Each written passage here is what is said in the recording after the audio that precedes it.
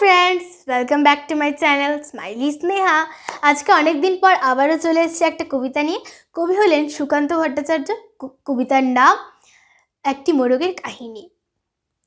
একটি মোরগ হঠাৎ আশ্রয় পেয়ে গেল বিরাট প্রাসাদের ছোট্ট এক কোণে, ভাঙা প্যাকিং বাক্সের গাদায় আরও 2-3টি মুরগির সঙ্গে। আশ্রয় যদিও মিলল, উপযুক্ত আহার মিলল না।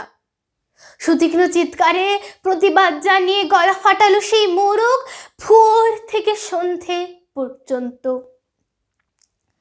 তবু সহানুভূতি জানালো না সেই বিরাট শক্ত ইমারত।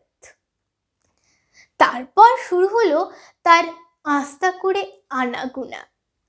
আশ্চর্য, সেখানে প্রতিদিন মিলতে লাগলো ফেলে দেওয়া ভাত, রুটির চমৎকার প্রচুর খাবার।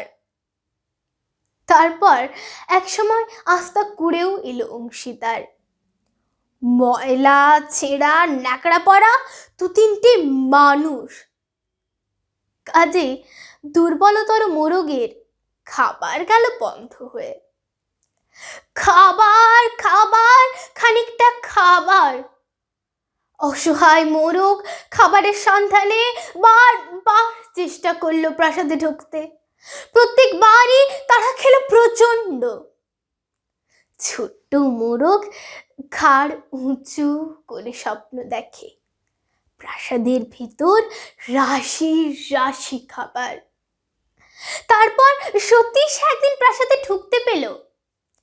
একেবারে সোজা চলে এলো থবথবে সাদা দামি কাপড়ে ঢাকা খাবার টেবিলে। অবশ্য খাবার খেতে নয়, খাবার হিসেবে। নমস্কার। তোমাদের যদি আমার এই কবিতা ভালো লেগে থাকে তাহলে অবশ্যই ভিডিওটিকে লাইক করো, শেয়ার করো, আর চ্যানেলে নতুন হয়ে থাকলে সাবস্ক্রাইব করো। আমি দেখা করছি তোমাদের সঙ্গে আমার অন্য কোনো ভিডিওতে। ততদিনের জন্য বাই বাই।